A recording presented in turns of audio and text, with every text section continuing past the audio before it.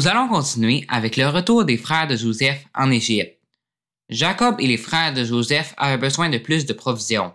Donc, Jacob a accepté de laisser le plus jeune y aller avec eux. Dans Genèse 43, 1 à 14, la famine s'appesantissait sur le pays. Quand ils eurent fini de manger le blé qu'ils avaient apporté d'Égypte, Jacob dit à ses fils, « Retournez, achetez-nous un peu de vivres. » Juda lui répondit, « Cet homme nous a fait cette déclaration formelle. Vous ne verrez pas ma face, à moins que votre frère ne soit avec vous. Si donc tu veux envoyer notre frère avec nous, nous descendrons et nous t'achèterons des vivres. Mais si tu ne veux pas l'envoyer, nous ne descendrons point, car cet homme nous a dit, vous ne verrez pas ma face, à moins que votre frère ne soit avec vous. » Israël dit alors, « Pourquoi avez-vous mal agi à mon égard, en disant à cet homme que vous aviez encore un frère? » Ils répondirent, « Cet homme nous a interrogés sur nous et sur notre famille, en disant, « Votre père vit-il encore? Avez-vous un frère? » Et nous avons répondu à ces questions. Pouvions-nous savoir qu'il dirait, « Faites descendre votre frère? » Juda dit à Israël, son père, « Laisse venir l'enfant avec moi, afin que nous nous levions et que nous partions, et nous vivrons, et ne mourrons pas, nous, toi et nos enfants. » Je réponds de lui, « Tu le redemanderas de ma main. Si je ne le ramène pas auprès de toi, et si je ne le remets pas devant ta face, je serai pour toujours coupable envers toi. Car si nous n'eussions pas tardé, nous serions maintenant 2 fois de retour. » Israël, leur père, leur dit, « Puisqu'il le faut, faites ceci. Prenez dans vos sacs des meilleures productions du pays pour en apporter un présent à cet homme.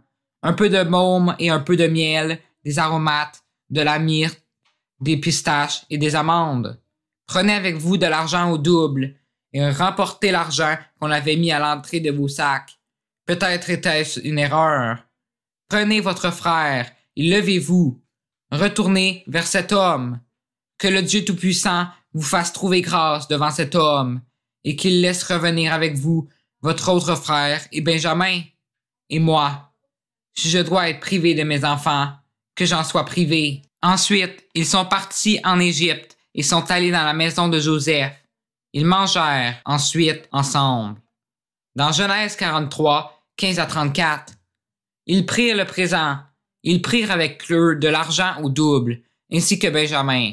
Ils se levèrent, descendirent en Égypte et se présentèrent devant Joseph. Dès que Joseph vit avec eux Benjamin, il dit à son intendant, « Fais entrer ces gens dans la maison.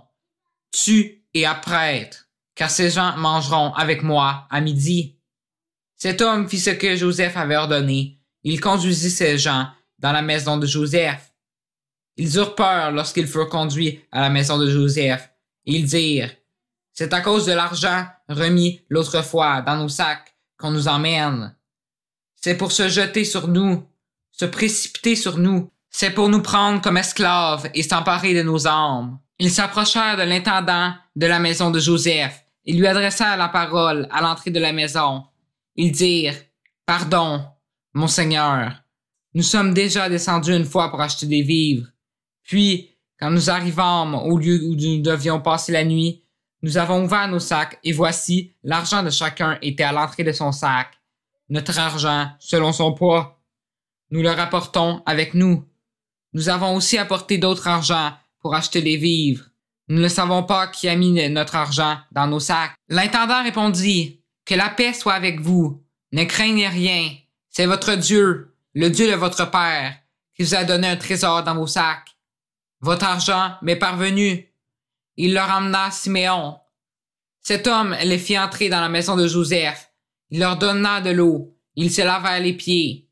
Il donna aussi du fourrage à leurs ânes. Ils préparèrent leurs présents en attendant que Joseph vienne à midi, car on les avait informés qu'il mangerait avec lui. Quand Joseph fut arrivé à la maison, ils lui offrirent le présent qu'ils avaient apporté, et ils se prosternèrent en terre devant lui. Il leur demanda comment il se portait, et il dit, « Votre vieux père dont vous avez parlé, est-il en bonne santé? Vit-il encore? » Ils répondirent, « Ton serviteur, notre père, est en bonne santé. Il vit encore. » Ils s'inclinèrent et se prosternèrent. Joseph leva les yeux et jeta un regard sur Benjamin, son frère, fils de sa mère, Il dit, « Est-ce là votre jeune frère dont vous m'avez parlé? » Il ajouta, « Dieu te fasse miséricorde, mon fils. » Ses entrailles étaient émues pour son frère. Il avait besoin de pleurer. Il entra précipitamment dans une chambre et il y pleura. Après s'être lavé le visage, il en sortit. Et faisant des efforts pour se contenir, il dit, « Servez à manger. » On servit Joseph à part et ses frères à part.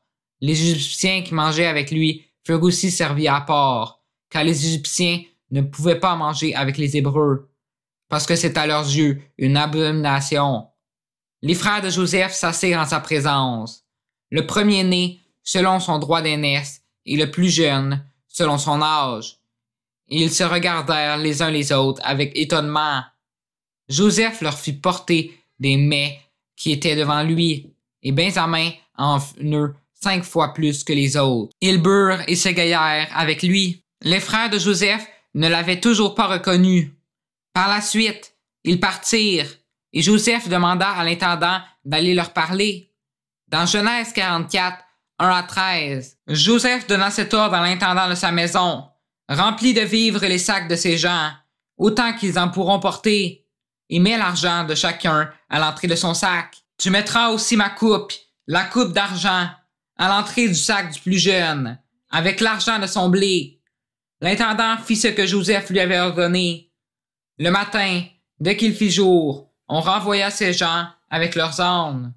Ils étaient sortis de la ville, ils n'en étaient guère éloignés, lorsque Joseph dit à son intendant, « Lève-toi, poursuis ces gens, et quand tu les auras atteints, tu leur diras, « Pourquoi avez-vous rendu le mal pour le bien?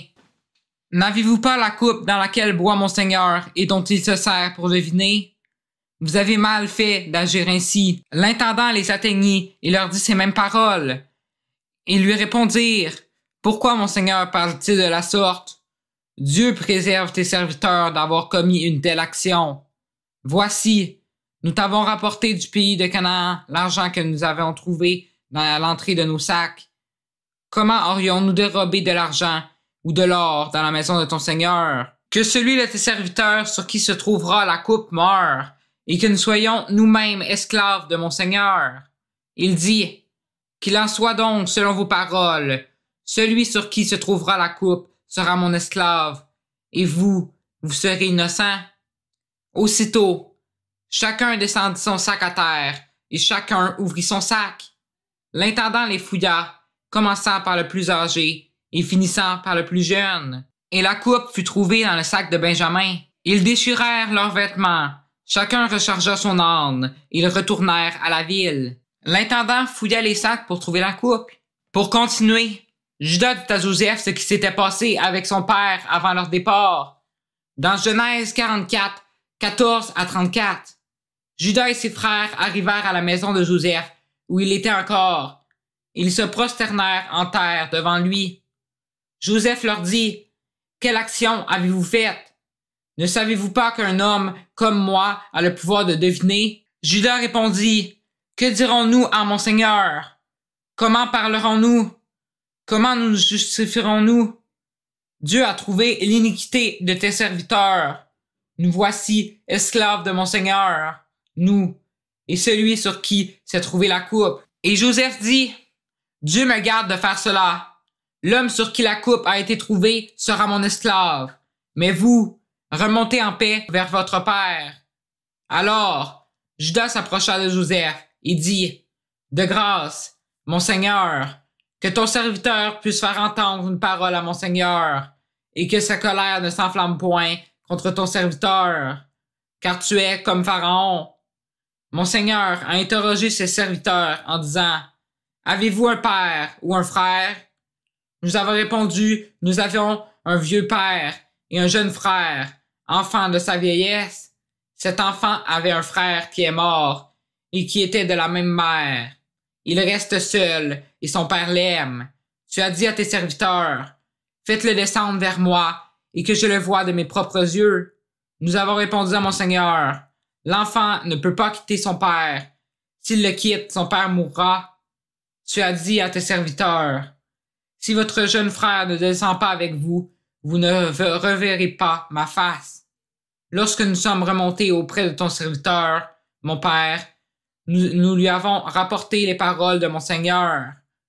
Notre père a dit, « Retournez, achetez-nous un peu de vivres. » Nous avons répondu, « Nous ne pouvons pas descendre, mais si notre jeune frère est avec nous, nous descendrons, car nous ne pouvons pas voir la face de cet homme, à moins que notre jeune frère ne soit avec nous. » Ton serviteur, notre père, nous a dit, « Vous savez que ma femme m'a enfanté 2 fils. L'un étant sorti de chez moi, je pense qu'il a été sans doute déchiré, car je ne l'ai pas revu jusqu'à présent. Si vous me prenez encore celui-ci et qu'il lui arrive un malheur, vous ferez descendre mes cheveux blancs avec douleur dans le séjour des morts. Maintenant, si je retourne auprès de ton serviteur, mon père, sans avoir avec nous l'enfant à l'âme duquel son âme est attachée, il mourra en voyant que l'enfant n'y est pas. Et tes serviteurs feront descendre avec douleur dans le séjour des morts les cheveux blancs de ton serviteur, notre père. Car ton serviteur a répondu pour l'enfant en disant à mon père, « Si je ne le ramène pas auprès de toi, je serai pour toujours coupable envers mon père. Permets donc, je te prie, à ton serviteur de rester à la place de l'enfant comme esclave de mon Seigneur, et que l'enfant remonte avec ses frères. Comment pourrais-je remonter vers mon père si l'enfant n'est pas avec moi? Ah, que je ne vois point l'affliction de mon père. » Dans la prochaine vidéo, dans Genèse 45, Joseph se fit connaître à ses frères.